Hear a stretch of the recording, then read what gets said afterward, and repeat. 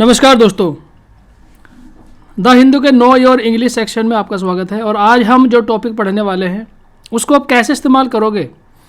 जब आप बात करते हैं अपने दोस्तों के साथ में, जब आप बात करते हैं किसी भी ग्रुप में जहाँ पर आप खड़े हों, तो वहाँ पर आप इस वर्ड को, इस ईडियम या फ्रेज़ को आप इस्तेमाल कर सकते हो। और वो क्या है?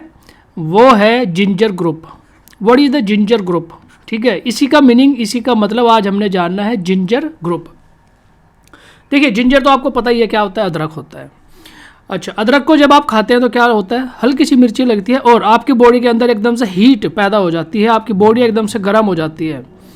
तो ये जिंजर ग्रुप भी वैसे ही होता है यानी अ ग्रुप ऑफ पीपल या ग्रुप ऑफ फ्रेंड्स जब कहीं पर भी प्रेजेंट होता है वहाँ पर गर्मी पैदा कर देता है।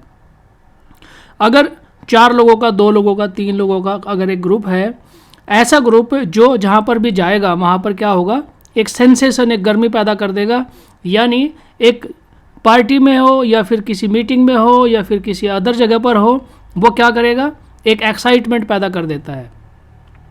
तो such group which creates an energy in that place, उसको क्या बोलेंगे, जिंजर ग्रुप बोलेंगे। जिंजर ग्रुप मतलब आपको समझ में आ गया होगा कि जिंजर ग्रुप मतलब जैसे अदरक खाने के बाद हल्की सी मिर्ची लगती है, हल्का सा गर्मी, बॉडी के अंदर हीट पैदा हो जाती है, उसी से इसको लिया गया है, जिंजर ग्रुप को।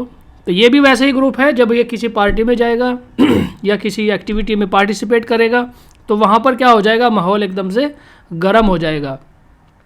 उसी के लिए यूज़ किया गया है जिंजर ग्रुप का। ठीक है, तो इसी में यहाँ पर कह रहा है कि this is a term used generally in politics. Politics में जनरली इस टर्म को यूज़ किया जाता है। और ginger group is one that stirs the party into action. ऐसा जिंजर ग्रुप ऐसा ग्रुप है जो किसी भी पार्टी को क्या कर देता है, एक्शन में ले आता है।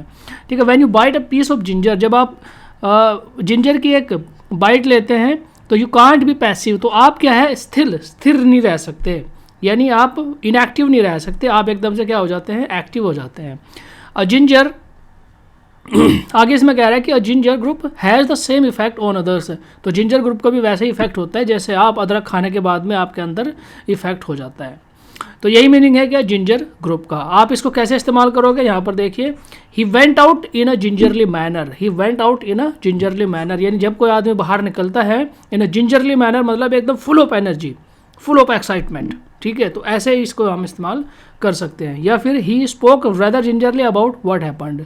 He spoke rather gingerly about what happened, यानी जब भी बोलता है तो क्या हो जाता है, वहाँ पर गर्मी पैदा हो जाती है या एक्साइटमेंट पैदा हो जाता है। ठीक है, जो भी घटना घटित होती है, अगर कोई कई बार आपने देखा होगा ना, कुछ लोग ऐसे होते हैं जो जब किसी घटना का वर्णन करेंगे या एक्सप्लेनेशन करेंगे तो वहाँ पर क्या हो जाएगा, एकदम से वो गर्मी पैदा कर देते हैं। यानी उनका बताने का जो तरीका होता है ना, वो थोड़ा सा डिफरेंट होता है और लोगों से। तो उसी को यहाँ पर यूज़ किया गया है, जिंजर ग्रुप। तो आप भी अपने, ठीक है, आप भी इसको अपने लाइफ में या फिर अपने दोस्तों के बीच में आप इसको इस्तेमाल कर सकते हो, जिंजर ग्रुप को। ठीक है तो ये था हमारा आज का पहला वर्ड, जिंजर ग्रुप। नेक्स्ट चलते हैं आगे। आज मैं आपको बताने वाला हूँ, देखिए, ये तीनों वर्ड्स के बारे में आज आपने हमेशा ही पहले भी सुना होगा। जैसे क्या है, एक तो है curriculum vitae, resume and biodata. इन तीनों वर्ड्स के बारे में आपने सुना होगा। अगर आप स्ट्रगलिंग स्टेज में हैं तो बहुत ही ज़्यादा आपसे रिलेटेड है ये तीनों चीज़ें। करिकुलम वीटा, रिज्यूमे, बायोडेटा, हमेशा ही आप अपनी जो डिटेल्स हैं उसमें फिलअप करते होंगे एक फॉर्मेट में, और फिर उसको कभी आप करिकुलम वीटा बोलते होंगे, कभी रिज्यूमे, कभी बायोडेटा। आज मैं आपको बताऊंगा कि इन तीनों में क्या डिफरेंस होता है। सबसे पहले आप जान लीजिए कि करिकुलम वीटा, रिज्यूमे, बायोडेटा, इसका मतलब क्या होता है। तीनों का ही एक कॉमन मीनिंग होता है, और उसका मीनिंग क्या है, दे ऑल, जैसे यहाँ पे लिखा है कि they all mean the same. उनका हमेशा सभी का क्या है, एक ही मतलब है। Refer to a short written account of one's education and past employment, यानी आपकी जो एजुकेशन है उसके बारे में, आपकी एजुकेशन के बारे में और आपके पास्ट एक्सपीरियंस के बारे में। ठीक है, जो भी किसी एक पर्टिकुलर डॉक्यूमेंट में लिखा हुआ है, इन दोनों चीज़ों को अगर आप किसी एक पर्टिकुलर डॉक्यूमेंट में नोट डाउन कर देंगे तो वो बन जाएगा आपका करिकुलम वीटा, रिज्यूमे, बायोडेटा, कुछ भी आप उसको कह सकते हैं। अब इसको यूज़ कहाँ होता है, देखिए, अमेरिकन एक्सेंट में use specially when looking for a job. जब आप किसी जॉब के लिए सर्च करते हैं या देखते हैं तब आपको उसकी ज़रूरत पड़ती है, या आप बिना बताए, बिना बोले किसी को आप अपने बारे में बताना चाहते हैं तो आप अपनी educational qualifications, educational experiences, past experiences, जो आपने जॉब किया है या जो आपने पढ़ाई किया है उसके बारे में जब आप रिटर्न में किसी को बताते हैं तो उसको आप इस कैटेगरी में लिख सकते हैं। तो यहाँ पे लिख रहा है कि रिज्यूमे जो है, रिज्यूमे, तो रिज्यूमे क्या है? रिज्यूमे अमेरिकन एक्सेंट में बोला जाता है, ठीक है, अमेरिकन एक्सेंट में बोला, यानी यूएसए में रिज्यूमे बोलते हैं। और करिकुलम वीटा ब्रिटेन में बोलते हैं, ठीक है, करिकुलम वीटा या सीवी आप कह लीजिए, ये कहाँ बोलते हैं? इसको आप यूके में यानी यूनाइटेड किंगडम या ब्रिटेन में आप इसको बोलते हैं। और जो बायोडेटा है, बायोडेटा वो कहाँ बोला जाता है? वो इंडिया में बोला जाता है, ठीक है। तो ये देखिए तीनों चीज़ें सेम हैं, तीनों का मतलब सेम है, बट एक्सेंट का फ़र्क है, भाषा का फ़र्क है कि किस भाषा में किसको क्या चीज़ बोला जाता है।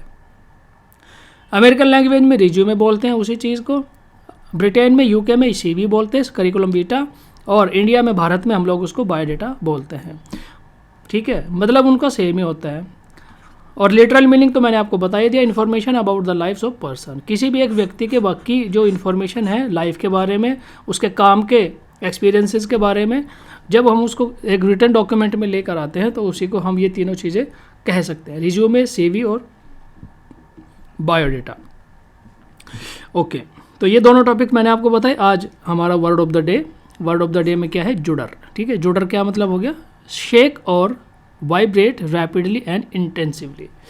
जब किसी चीज़ को आप बहुत ही तेज़ गति के साथ में शेक करते हैं, हिलाते हैं, या आप कह लीजिए जैसे जो दवाई की शीशी होती है, ठीक है, किसी बच्चे को देनी हो या बड़े को, किसी को भी आप दे सकते हैं। दवाई की जो शीशी होती है, तो दवाई लेने से पहले डॉक्टर हमेशा सजेस्ट करता है कि उसको क्या करना है? उसको हमेशा शेक करना है, शेक वेल बिफोर, ठीक है।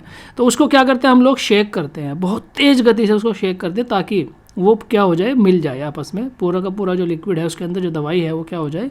मिल जाए। तो उसी को कहते हैं जुडर, शेक और वाइब्रेट रैपिडली एंड इंटेंसिवली, बहुत ही तेज़ गति के साथ में किसी चीज़ को शेक करने को हम कहते हैं जुडर। और सिनोनिम क्या है? सिनोनिम इसका शेक एंड थ्रोब लिखा हुआ है, आप इसको शेक भी कह सकते हैं या थ्रोब भी, मतलब ही होता है शेक। यूसेज कैसे देखिए, the old engine was juddering, old engine was juddering, यानी किसी कार का अगर कोई पुराना इंजन है तो कई बार जो पुरानी गाड़ी है उसके पास आप खड़े हो जाइए, जब इंजन स्टार्ट होता है, गाड़ी स्टार्ट होती है, तो उसके बोनट पे आप हाथ रख दीजिए, तो आपको लगेगा कि इंजन के अंदर कितना ज़्यादा वाइब्रेशन है, ठीक है ना। इंजन के अंदर बहुत ज़्यादा वाइब्रेशन रहता है पुरानी गाड़ी के। नई गाड़ी में तो आपको मालूम भी नहीं पड़ेगा कि इंजन स्टार्ट भी है कि नहीं, चल भी रहा है कि नहीं, ठीक है। या फिर जो पुराना जो इंजन होता है ना, जो ट्यूबवेल को जो चलाता था इंजन पहले, अगर कुछ लोग रिलेट कर पा रहे हो गाँव बैकग्राउंड से, अगर कुछ लोग कनेक्टेड हैं तो उनको पता होगा, ट्यूबवेल को चलाने के लिए ना एक इंजन होता था जिसको हम हत्ती से स्टार्ट करते थे, तो उसके ऊपर आप हाथ रख दीजिए, उसके ऊपर आप हाथ रखेंगे तो आपका जो हाथ है वो गड़गड़ गड़गड़ गड़गड़ मतलब ऐसे डोलता रहेगा, हिलता रहेगा, शेक होता रहेगा। तो वहाँ से ये वर्ड लिया गया है जुडर। और शेक और वाइब्रेट रैपिडली एंड इंटेंसिवली, इसके सिनोनिम्स हैं शेक एंड थ्रोब, और इसको आप इस प्रकार से इस्तेमाल कर सकते हो। तो दोस्तों ये था आज का हमारा सेशन नो योर इंग्लिश। मुझे उम्मीद है कि हमेशा की तरह आज भी आप इसको देखेंगे और शेयर करेंगे अगर आपको अच्छा लगेगा तो।